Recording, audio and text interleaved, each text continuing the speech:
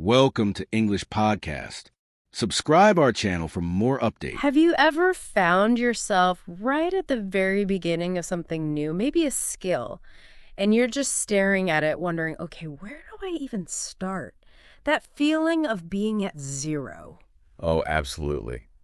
It's pretty universal, isn't it? Yeah. And that's exactly what we're digging into in this deep dive. We're looking at that journey, but specifically learning English from scratch. You know, theory is one thing, textbooks are fine, but Right. it's the personal stories, isn't it? Yeah. The real life accounts of what worked, what didn't. They just seem to offer the most practical roadmap. They cut through all the noise. Totally agree. And that's what we've got today. Our sources are these really raw, honest accounts from two people who learned English.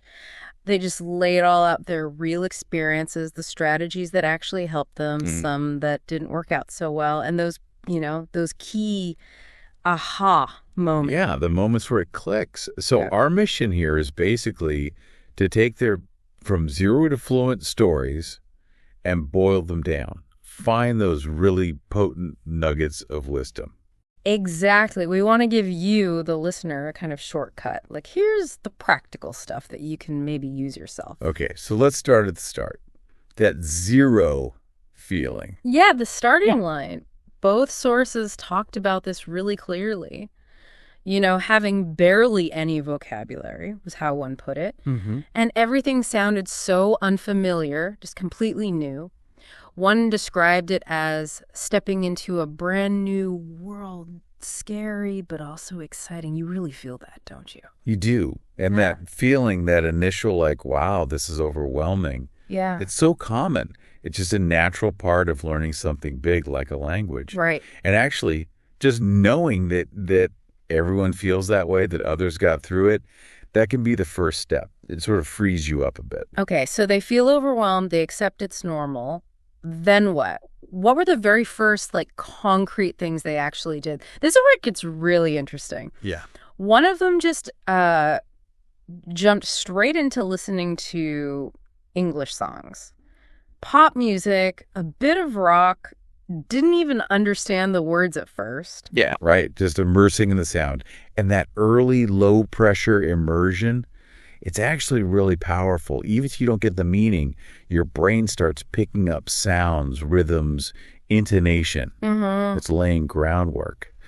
The other learner did something sort of parallel, but more active. They kept a little notebook. Oh, yeah. Yeah, writing down simple words like apple, house, hello, basic stuff. And crucially, saying them out loud. Connecting the word, the sound, and saying it. Exactly. Visual, auditory, motor memory, all working together right from the beginning. That's smart. So passive listening on one side, active writing, and speaking on the other. Did they stick with just that? No, they built on it.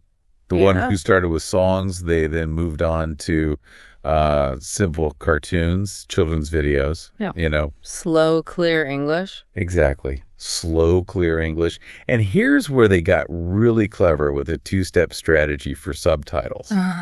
First, they watched without subtitles, just focused purely on the sounds, trying to catch the flow. Right. Train the ear first. Train the ear first. Then they'd watch the same thing again, but this time with English subtitles. Okay. So connecting the sounds they just focused on with the actual words. Precisely. It helps build that listening comprehension without relying too much on reading the screen straight away. Okay, that makes a lot of sense. So they've built this listening foundation. What was next? Sounds like reading came pretty quickly after. It did, yeah. Reading was the next big piece. And they found children's books were brilliant for this. Because they're simple. Simple sentences, yeah, and helpful pictures, lots of context clues. It just made the whole thing feel, doable, as one learner put it, less intimidating. And I guess that builds vocabulary, too, seeing words in context. Definitely. Yeah. But it's more than just vocabulary. Reading simple stories like that, you start to absorb grammar almost without realizing it. How so? Your brain just starts noticing patterns, how sentences are put together. And one learner mentioned that sometimes reading aloud really helped. Reading aloud? Why? Because it helped them connect reading with speaking. Mm-hmm. It reinforces the sound of the language, makes it feel more active, not just passive understanding. Okay, listening, reading, writing down words, building blocks. But now, the big one. Wow. Speaking. Ah, yes. Yeah. The scary part for almost everyone. Totally. That fear of opening your mouth and just nothing comes out right. Or freezing up. The sources were really honest about that anxiety, like only managing to say hello when someone asked a question. So relatable. It really is. But what's fascinating is the practical steps they took, the brave steps to actually tackle that fear. Like what? Well, one started using online language exchange partners. Yeah.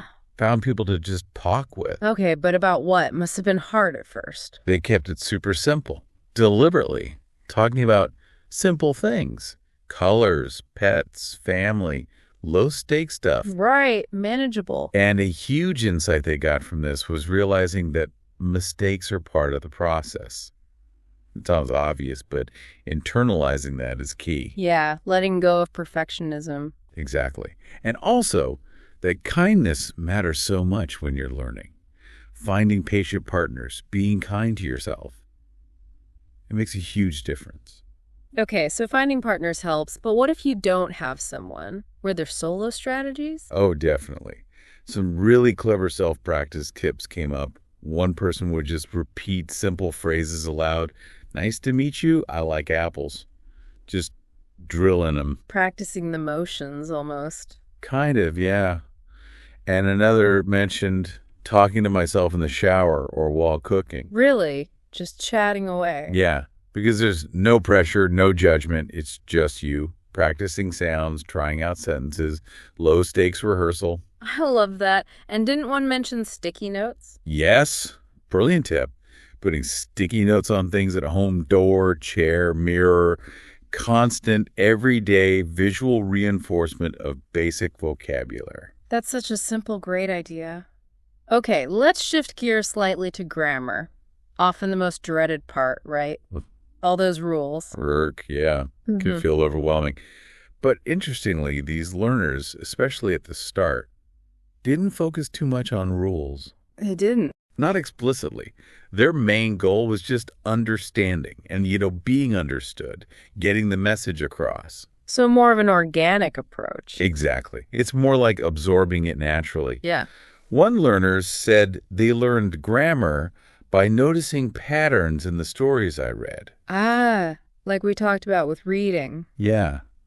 Picking up simple things like subject-verb agreement, he eats, she likes, just by seeing them over and over.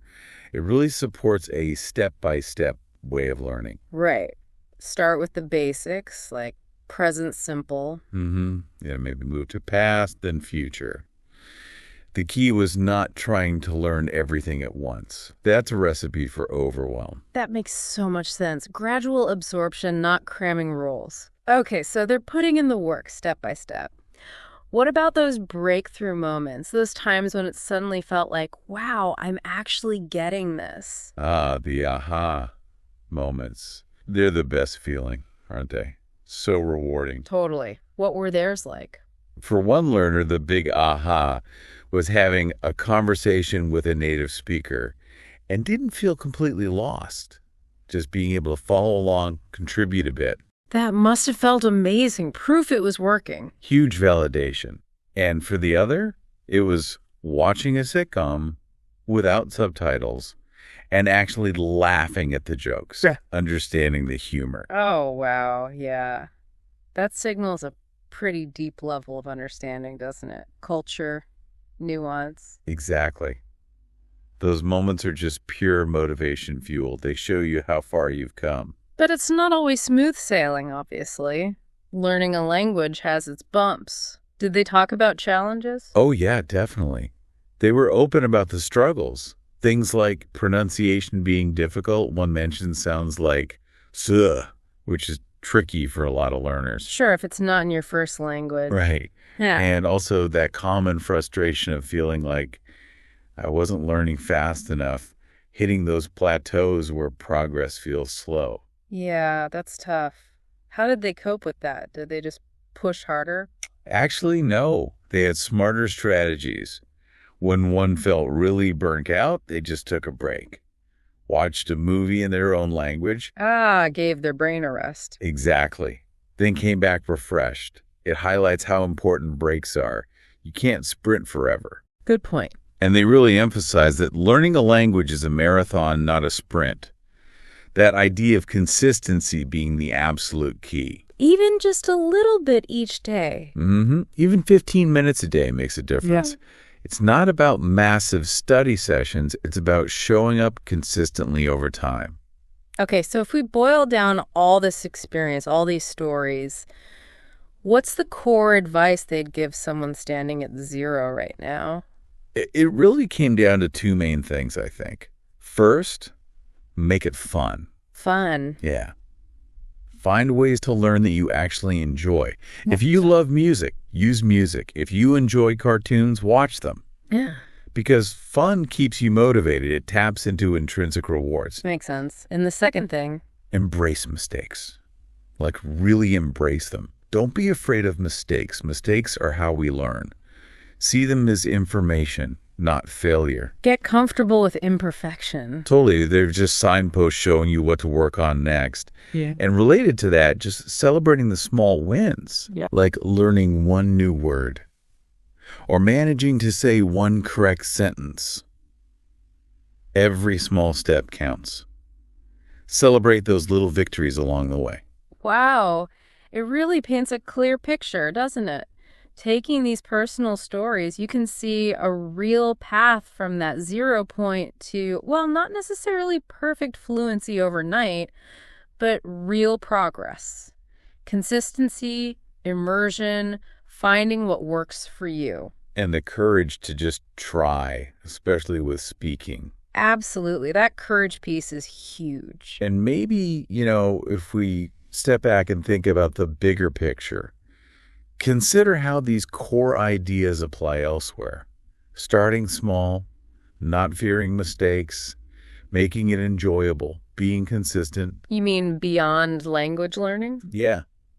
To pretty much any new skill you might want to tackle. What are the sticky notes you could use? What's the equivalent of talking to yourself in the shower for that other thing you want to learn? It's a useful framework, I think. That's a really great thought to leave people with. What small, maybe slightly unconventional steps can you build into your own learning, whatever it might be? Brilliant. We'll keep exploring, keep learning, and we'll catch you on the next deep dive.